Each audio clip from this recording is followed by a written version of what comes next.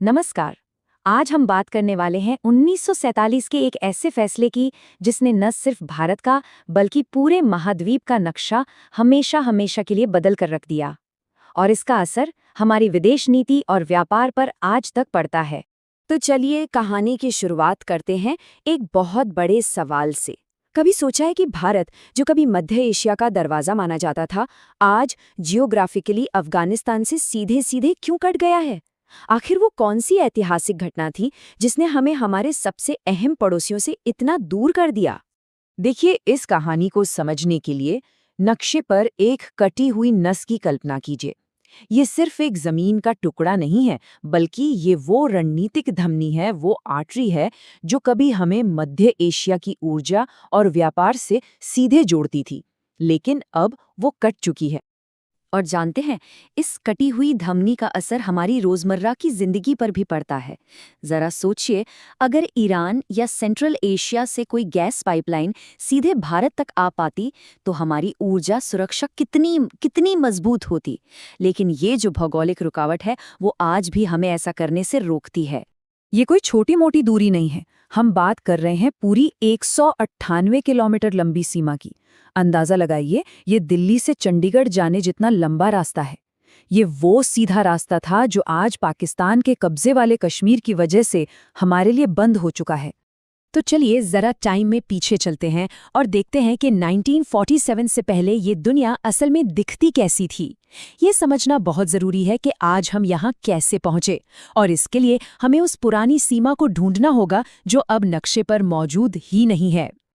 और उस सीमा का एक नाम था ड्यूरेंट लाइन। ये वो ऐतिहासिक लकीर थी जिसे ब्रिटिश इंडिया ने अफगानिस्तान के साथ खींचा था। उस वक्त जाहिर है पाकिस्तान तो था ही नहीं, और ये लाइन सीधे सीधे भारत को अफगानिस्तान से जोड़ती थी। अब जरा इस स्लाइड को देखिए, ये इस पूरी कहानी का निचोड़ है। 1947 से पहले भारत और अफगानिस्तान के बीच एक सीधी खुली सीमा थी, लेकिन आज पाकिस्तान के कब्जे वाला कश्मीर एक फांस की तरह बीच में आ गया है, जो हमारे सीधे रास्ते को पूरी तरह से ब्लॉक कर देता है। तो सवाल उठता है कि आखिर ये सब हुआ कैसे, इतना बड़ा बदलाव आया कैसे? और इसकी जड़ में है एक राजा की एक बहुत बड़ी, कह सकते हैं, एक ऐतिहासिक भूल। हम बात कर रहे हैं कश्मीर के महाराजा हरि सिंह की। इस टाइमलाइन पर नजर डालिए। अगस्त 1947 में जब पूरा देश आज़ादी का जश्न मना रहा था, तब महाराजा हरि सिंह सोच ही रहे थे। सितंबर भी निकल गया, फैसला हुआ ही नहीं। और आखिरकार 26 अक्टूबर को जब हमलावर श्रीनगर के दरवाजे पर आ खड़े हुए, तब जाकर उन्होंने विलय पत्र पर दस्तखत किए। लेकिन तब तक बहुत देर हो चुकी थी। तो सवाल है, हरि सिंह ने इतनी देर क्यों? देखिए, उन्हें डर था। डर इस बात का कि भारत एक लोकतंत्र है और लोकतंत्र में राजा महाराजाओं की जगह नहीं होगी। उनका सपना तो एक आज़ाद कश्मीर का था, जहां उनकी सल्तनत, उनकी राजशाही बनी रहे। वो न भारत के साथ जाना चाहते थे, न पाकिस्तान के। और उस वक्त दिल्ली में भी इस मामले पर दो अलग अलग राय थी।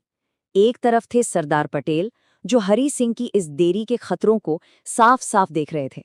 वो चाहते थे कि तुरंत एक्शन लिया जाए। तो दूसरी तरफ थे जवाहरलाल नेहरू, जो हरि सिंह से अपनी दोस्ती के चलते उन्हें थोड़ा और समय देना चाहते थे। ये दो अलग सोच की टक्कर थी। और हरि सिंह की इसी सोच, इसी देरी ने एक पावर वैक्यूम बना दिया, एक खालीपन। और इसी खालीपन का पाकिस्तान ने फौरन फायदा उठा लिया। जब कश्मीर का भविष्य तय नहीं था, तब पाकिस्तान ने ताकत के दम पर उसे हासिल करने का फैसला किया। पाकिस्तान की रणनीति बहुत साफ थी, 3 स्टेप्स में। पहले तो उन्होंने कोशिश की कि हरि सिंह को मना लिया जाए, अपनी तरफ कर लिया जाए। जब वो बात नहीं बनी, तो दूसरा रास्ता अपनाया, प्रॉक्सी वॉर का। उन्होंने कबाइलियों और हमलावरों को आगे कर दिया, ताकि दुनिया को लगे कि ये कोई हमला नहीं, बल्कि कश्मीर के लोगों का ही विद्रोह है। और तीसरा, इस हमले से इतनी अफरा तफरी मचाई कि हरि सिंह के पास भारत से मदद मांगने के अलावा कोई चारा ही न बचे।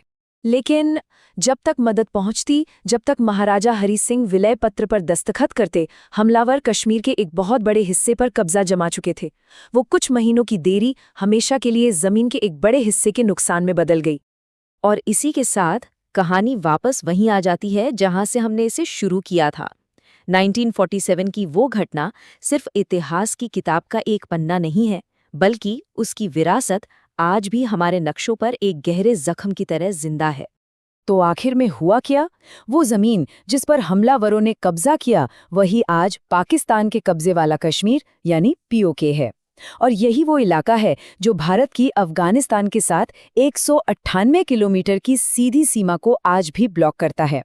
हमारी वो कटी हुई धमनी 1947 की उसी देरी और उसी आक्रमण का सीधा सीधा नतीजा है। और आखिर में बस एक सवाल, जरा सोचिए, अगर 1947 में वो एक फैसला अलग होता, तो आज एशिया का रणनीतिक और आर्थिक नक्शा कैसा दिखता?